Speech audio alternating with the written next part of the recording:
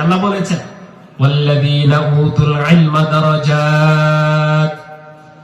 রব্বুল আলামিন যাদেরকে ইলম দান করেন, যাদেরকে কোরআনের জ্ঞানী বানান, যাদেরকে হাদিসের বুঝ দান করেন, যাদেরকে দ্বীনের বুঝ দান করেন, তাদেরকে অসংখ্য সম্মান আল্লাহ তাআলা বাড়িয়ে দেন। সুবহানাল্লাহ। দারাজাত এই শব্দের অর্থ আল্লাহ রাব্বুল আলামিন বহু বচন ব্যবহার করেছেন, অর্থাৎ শুধু একদিকেই সম্মানিত করবেন না, বহুমুখী সম্মান আল্লাহ তাআলা তাদেরকে দান করেন। আসসালামু আলাইকুম ওয়া রাহমাতুল্লাহি ওয়া বারাকাতুহু। আপনারা সকলে কেমন আছেন? সালামের উত্তর এত আস্তে দিলে হবে? আপনাদের মনে হচ্ছে অনেক ক্লান্ত হয়েছেন আপনারা, দীর্ঘক্ষণ থেকে আলোচনা হয়ে হচ্ছে। জোরে সোরে বলতে হবে, সালামের উত্তর জোরে সোরে দিতে হবে। আমি অল্প সময় আলোচনা করব। আমার আলোচনার নিয়ম আছে কিছু, এগুলো ফলো করতে হবে। কথার সাথে কি কথা বলছে আলোচক সেগুলোর সাথে মনোযোগ সহকারে, প্রথম শর্ত হলো মনোযোগ সহকারে শ্রবণ করতে হবে। এরপর কখন আল্লাহু আকবার, সুবহানাল্লাহ, আলহামদুলিল্লাহ বলতে হবে, একটু জোরে বলতে হবে। পারবেন না?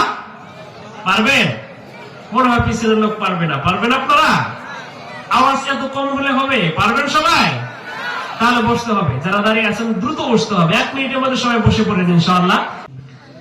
আলহামদুলিল্লাহ, জামিয়া শফিকিয়া আরবিয়া মাদ্রাসার হাফেজ ছাত্রদের পাগড়ি প্রদান উপলক্ষে আজকের তাফসীরুল কোরআন মাহফিলের সম্মানিত সভাপতি হযরতে উলামা ইকরাম, আমাদের সামনে উপবিষ্ট বাবার বয়সের সম্মানিত বাবাজানেরা, যুবক ভাইয়েরা, তালেবে ইলম, সকলেই প্রথমে রব্বুল আলামিনের কাছে শুকরিয়া আদায় করি, বলি আলহামদুলিল্লাহ। একটু আগে না বললাম জোরে বলতে হবে, এত আস্তে বললে হবে না। বলি আবারও বলি আলহামদুলিল্লাহ। আমরা এখানে আসতে পেরেছি এজন্য খুশি না বেজার? তাই সবাই খুশি? মাশাআল্লাহ। কেন খুশি হব? যখন কোরআনের যেই জায়গাগুলো আলোচনা করা হয়, হাদিসের আলোচনা হয়, কোরআনের তাফসীর হয়, সেই জায়গাগুলোর মধ্যে যদি কেউ যে বসে আর কোরআনের এই আলোচনাগুলো মনোযোগ সহকারে শ্রবণ করে, তাহলে আল্লাহ রাব্বুল আলামিন আসমান থেকে নাযালাত আলাইহিমুস সাকিনাহ, রব্বুল আলামিন এই মানুষগুলোর উপর রহমত নাযিল করেন। বলেন না সুবহানাল্লাহ। শুধু তাই নয়, আসমানের তারকাগুলো ঝলকমলক যেভাবে আমরা দুনিয়ার থেকে কি চমৎকার দেখতে পাই, আসমান থেকে ফেরেশতারা দুনিয়ার বুকে যে জায়গাগুলো কোরআনের আলোচনা হয়, হাদিসের আলোচনা হয়, তাফসীর হয়, সেই জায়গাগুলো এরকম ঝলকমলক দুনিয়ার থেকে তারা দেখতে পায়। আসমান থেকে দুনিয়ার মধ্যে এই মাজমাগুলো দেখতে পায়। সুবহানাল্লাহ।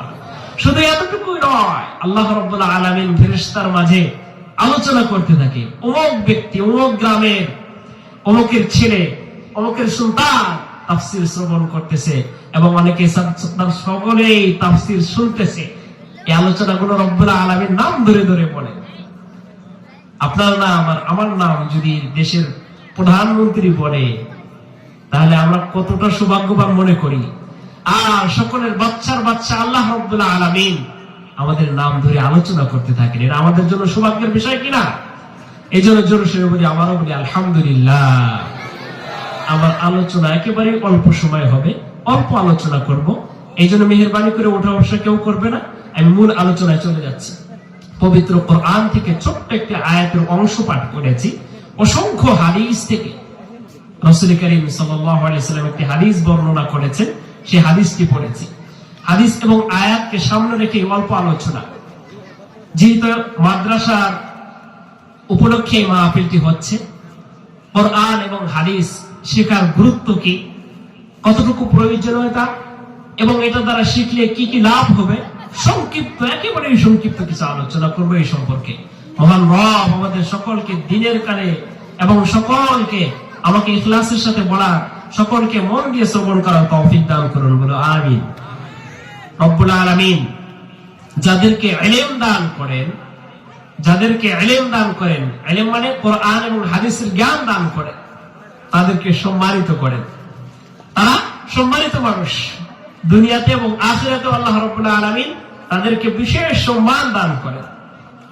কোরআনে কারীমে ওয়াল্লাযীন, আমি যে আয়াতটি পাঠ করেছি, আল্লাহ বলেছেন ওয়াল্লাযীনা উতুল ইলমা দারাজাত। রব্বুল আলামিন যাদেরকে ইলম দান করেন, যাদেরকে কোরআনের জ্ঞানে জ্ঞানী বানান, যাদেরকে হাদিসের বুঝ দান করেন, যাদেরকে দ্বীনের বুঝ দান করেন, তাদেরকে অসংখ্য সম্মান আল্লাহ তাআলা বাড়িয়ে দেন। সুবহানাল্লাহ। দারাজাত এই শব্দের অর্থ আল্লাহ রাব্বুল আলামিন বহু বচন ব্যবহার করেছেন, অর্থাৎ শুধু একদিকেই সম্মানিত করবেন না, বহুমুখী সম্মান আল্লাহ তাআলা তাদেরকে দান করেন। আজকে যখন এখান থেকে আমরা আসতেছি, ছোট বাচ্চা থেকে শুরু করে মুরব্বীরা সবাই আসসালামু আলাইকুম, সবাই সালাম দিচ্ছে সম্মানের সাথে। আর আপনাদের এলাকার যে ইমাম সাহেব রয়েছেন, হতে পারেন তিনি আর্থিকভাবে তেমন হয়তো অবস্থা নাই, কিন্তু তাকে সর্বস্তরের মানুষ তাকে সালাম দেয়, ঠিক কিনা? এবং দেশের সর্বোচ্চ মানুষ যারা আছেন তারাও কিন্তু তার ইক্তেদা করে, তার পিছনে দাঁড়াতে হয়, ঠিক কিনা? নামাজের মধ্যে পিছনে দাঁড়াতে হয়। এই সম্মান ইলম এর কারণেই হয়েছে। ঢাকা শহরে অনেক বড় বড় মসজিদ, বড় বড় খতিব, ইমাম। আমিও ভিআইপি এলাকায় থাকি, আমার মসজিদে অনেক ভিআইপি মানুষ সেখানে থাকে। সেখানে সর্বোচ্চ বাংলাদেশের সর্বোচ্চ মানুষগুলো বসবাস করে। তারা পর্যন্ত আমাদেরকে দেখে আসসালামু আলাইকুম ওয়া রাহমাতুল্লাহ, হুজুর কেমন আছেন, ইমাম সাহেব কেমন আছেন, এই সম্মান রব্বুল আলামিন দান করেন। দুনিয়ার মধ্যে একটা বললাম, আরো বহুমুখী সম্মান আছে, শুধুমাত্র একটা কথাই বললাম। এরপর উলামায়ে কেরামের প্রতি আল্লাহ রাব্বুল আলামিনের বিশেষ মর্যাদা, সম্মান, যার কারণে অন্যান্য মানুষ তাদেরকে বিশ্বাস করে। উলামায়ে কেরাম যাদের ইলম আল্লাহ তাআলা দান করেন, তারাই প্রকৃতপক্ষে আল্লাহ তাআলাকে ভয় করেন, ঠিক কিনা? এটা আমার বানানোর কথা না, আল্লাহ রাব্বুল আলামিন নিজে বলছেন যাদেরকে আল্লাহ তাআলা ইলম দান করেন, তারাই ইলম আমলওয়ালা এবং ইলমওয়ালা, প্রকৃতপক্ষে আলেম যারা, তারাই আল্লাহ রাব্বুল আলামিন সবচেয়ে বেশি ভয় করেন। আল্লাহকে ভয় করে যারা চলেন তাদেরকে সম্মান আরো বহুমুখী বাড়িয়ে দেন। এরপর আখিরাতে অনেক সম্মান আল্লাহ তাআলা তাদেরকে দান করবেন। দুনিয়ার বুকে আমরা অনেকেই মনে করি আমাদের সন্তান মাদ্রাসায় দান করলাম, পড়ালেখা শিখবে, কতটুকু সম্মানিত হবে। অনেকেই আছে এমন, স্কুল কলেজ ভার্সিটিতে পড়াবার মতো আমার সমর্থ নাই, এই জন্য মাদ্রাসায় পড়াই, আছে কিনা? ভুল বললাম? এমন কিছু আছে।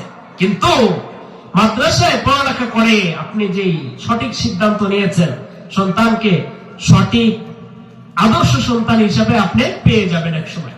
তার মধ্যে আমি দুইটি উদাহরণ বলবো।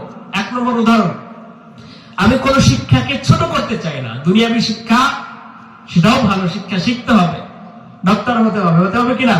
অসুস্থ হয়ে যায় আমরা, চিকিৎসা নিতে হবে, ডাক্তার হতে হবে, ইঞ্জিনিয়ার হতে হবে, ঘর বাড়ি নির্মাণের জন্য অবশ্যই ভালো ইঞ্জিনিয়ার হওয়া প্রয়োজন আছে।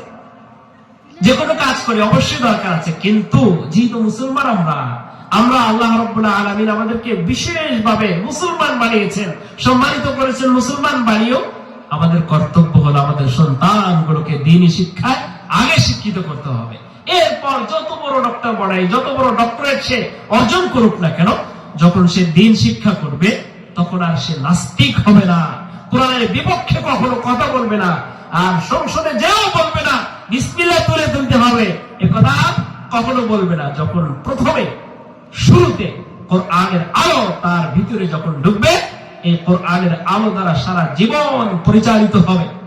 সো এই মাদ্রাসাগুলোর মধ্যে সর্বপ্রথম আমরা যে দেখি মাদ্রাসায় ছোট ছোট যখন শিশু বাচ্চারা থাকে, ছোট্ট বাচ্চারা যায় মক্তবে, কোরআন এবং ছোট্ট ছোট্ট কায়দা নিয়ে যায়, এখান থেকে সে ইমানি শিক্ষায় শিক্ষিত হয় এবং এই শিক্ষায় আলোকিত হয়ে পরবর্তীতে সে রাষ্ট্র পরিচালনা করে, কোরআনের জ্ঞানে পরিচালনা করতে পারবে। হাদিসের বিরুদ্ধে কখনো কথা বলবে না, মা বাবার বিরুদ্ধে কখনো যাবে না।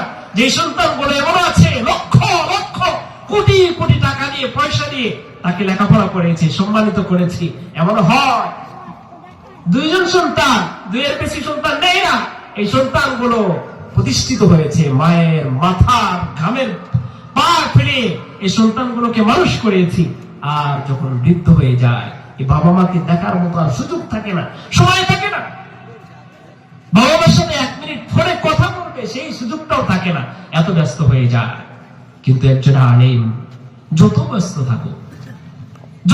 থাকুক, বাবা মার খোঁজ খবর অবশ্যই রাখেন, এলাকার খোঁজ খবর রাখেন।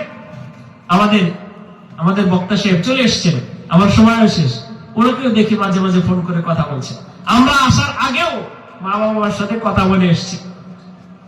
এভাবে অর্থাৎ বাবা মার খোঁজ খবর দুনিয়ার মধ্যেও যারা আদর্শ সন্তান অর্থাৎ কোরআনের জ্ঞানী বানাবে, তাদেরকে দুনিয়াতেও তারা এভাবে লাভবান হবে। আর আমি 2 মিনিটের মধ্যে শেষ করে দিচ্ছি, আখিরাতে যে হাদিসটি পাঠ করেছি, এদের কোরআন যারা শিখবে, কোরআন যারা মানবে, তাদেরকে আল্লাহ রাব্বুল আলামিন জান্নাত দান করবেন এবং বিশেষ এক পাওয়ার ক্ষমতা আল্লাহ তাআলা তাদেরকে দান করবেন। হাদিসে রাসূল করিম সাল্লাল্লাহু আলাইহি ওয়াসাল্লাম বলেন, মান ক্বারাআল কোরআন ফাস্তাযহারাহু ফাআহাল্লা হালালাহু ওয়া হারামা হারামাহু আদখালাহুল্লাহুল জান্নাহ। যারা কোরআন পড়বে, কোরআন অনুযায়ী জীবন যাপন পরিচালনা করবে, হারামকে হারাম জানবে, হালালকে হালাল জানবে এবং হারাম অনুযায়ী হারাম থেকে বেঁচে থাকবে, হালাল অনুযায়ী জীবন পরিচালনা করবে, আল্লাহ তাআলা আদখালাহুল্লাহুল জান্নাহ, তাকে আল্লাহ রাব্বুল আলামিন জান্নাত দান করবেন। কি দান করবেন? কোরআন শিখেছে, কোরআন অনুযায়ী জীবন যাপন করেছে, জীবন পরিচালনা করেছে, সমাজ পরিচালনা করেছে, রাষ্ট্র পরিচালনা করেছে, সব জায়গায় কোরআন অনুযায়ী নিজে প্রতিষ্ঠিত হয়েছে এবং পরিচালিত হয়েছে, এমন ব্যক্তিকে আল্লাহ তাআলা জান্নাত দান করবেন। শুধু তাই নয়, এমন পর তাকে দান করবেন 10 জন ব্যক্তিকে খুঁজে খুঁজে জাহান্নামে চলে যাবে, এমন 10 জন ব্যক্তিকে জান্নাতের দিকে সুপারিশ করে নিয়ে যাবেন। সুবহানাল্লাহ। কোন ব্যক্তি? ওই ছোট্টবেলায় আপনি সহযোগিতা করেছেন, অভিভাবকত্ব করেছেন, আপনি পরামর্শ দিয়েছেন, দিয়ে মাদ্রাসায় পাঠিয়েছেন, বলেছেন ভাই আপনার তো অনেকগুলো সন্তান হয়েছে, আপনি একজন সন্তানকে মাদ্রাসায় পড়ান, কোরআনে জ্ঞানী করেন। আপনার এই কথার দ্বারা, আপনার এই পরামর্শ দ্বারা সে মাদ্রাসায় পড়েছে, প্রতিষ্ঠিত হয়েছে এবং কোরআন হাদিস অনুযায়ী তার জীবন পরিচালনা করেছেন। ঘটনা ক্রমে আপনি বা আমি জাহান্নামের, আল্লাহ না করুক, জাহান্নামের ফয়সালা হয়েছে। এই কোরআনের হাফেজ, আলেম, কোরআনের ধারকবাহক, সে আল্লাহর কাছে বলবে, আল্লাহ তুমি যে দুনিয়াতে আমাকে কোরআন দিয়েছিলে, যে জ্ঞান দিয়েছিলে, এই যে আমার ভাইয়ের পরামর্শে তিনি আমাকে পরামর্শ দিয়েছিলেন, আমার অভিভাবককে পরামর্শ দিয়েছিলেন, তার পরামর্শে আজকে আমি তোমার কোরআন শিখতে পেরেছি, আজকে আমাকে জান্নাত দান করেছে, তাকে ঠিক আমি কিভাবে জান্নাতে যাব? এই মানুষগুলো তখন খুঁজে খুঁজে বের করে একসাথে জান্নাতে নিয়ে যাওয়ার মতো সুপারিশ করবে। সুবহানাল্লাহ। তাহলে কত লাভ হবে কিনা? দুনিয়ার মধ্যেও আল্লাহ রাব্বুল আলামিন লাভবান করছেন। দুনিয়াতে যান, আজকে আমাদের সমাজের মধ্যে যখন আমরা যারা বিশেষ করে ঢাকা শহরে যারা আমরা বড় বড় প্রতিষ্ঠানে, মসজিদে, মাদ্রাসা কেন্দ্রে আছি, গ্রামে গেলে বলে অমুক মুফতি সাহেবের বাবা, কে বলে অমুক মুফতি সাহেবের বাবা, আজকে প্রধান বক্তার এলাকায় যেয়ে বলে অমুকের বাবা, বলে কিনা সম্মানের সাথে দেখে। দুনিয়ার মধ্যেও আল্লাহ রাব্বুল আলামিন সম্মান দান করবেন, আখিরাতের সম্মানের কোনো অভাব থাকবে না। এই জন্য আমাদের কর্তব্য। আর রাসূল করিম সাল্লাল্লাহু আলাইহি সাল্লাম বলেছেন, তলাবুল ইলমি ফরিদাতুন আলা কুল্লি মুসলিম, প্রত্যেকটা মুসলমানের উপর ইলম, কোরআনের জ্ঞান। একজন মানুষ পরিচালিত হওয়ার জন্য যে যেই কাজ করে, সেই কাজের উপর ইসলামী কি বলেছেন, কোরআন কি বলেছে, হাদিস কি বলেছে, দ্বীন কি বলেছে, সেটা শিক্ষা করা তার জন্য আবশ্যক। এই জন্য আমি ব্যবসা করি, ব্যবসা সম্পর্কে আমার ইসলামের উপর চলার জন্য যতটুকু জ্ঞান দরকার ততটুকু অবশ্যই করবো। এরপর আমি ডাক্তার হব, ইঞ্জিনিয়ার হব, যত বড় শিক্ষিত হব, কোনো নিষেধ নাই, কিন্তু প্রাথমিক যে শিক্ষা সেটা অবশ্যই আমাকে করতে হবে। আমি শিখতে পারি নাই, বড় হয়েছি, বয়স্ক হয়েছি, এখনো কোরআন শেখার মতো সময় তো আছে, আমাদের ইমাম সাহেব আছেন, অথবা আমি ব্যক্তিগতভাবে কোনো উদ্যোগ নিয়ে কোরআনটাকে যারা এখনো পর্যন্ত সহিহ শুদ্ধ করে শিখতে পারি নাই, তারা চেষ্টা করে যাব। আর যারা আমাদের সন্তান বা আমাদের আশপাশে যারা আছে, তাদেরকেও কোরআনের প্রথম প্রাথমিক শিক্ষাটা অবশ্যই দান করবো। পারবো না ইনশাআল্লাহ? কে কে পারবো? একটু দুটি হাত আল্লাহ তাআলাকে রাজি করার জন্য হাত তুলি। মাশাআল্লাহ রাব্বুল আলামিন এই হাতগুলো কবুল আর মঞ্জুর করুন। সংক্ষিপ্ত আলোচনা এখানেই আমি সমাপ্ত করলাম, যেহেতু হুজুর আসছে আর আমি আলোচনা বাড়াতে চাই না। রব্বুল আলামিন আমাদের সকলকে কবুল আর মঞ্জুর করুন। আসসালামু আলাইকুম ওয়া রাহমাতুল্লাহি ওয়া বারাকাতুহু। মাশাআল্লাহ, মারহাবা। এতক্ষণ পর্যন্ত আমাদের সামনে আলোচনা করছিলেন খুব গুরুত্বপূর্ণ মুফতি ইসমাইল হোসেন রহমানী সাহেব।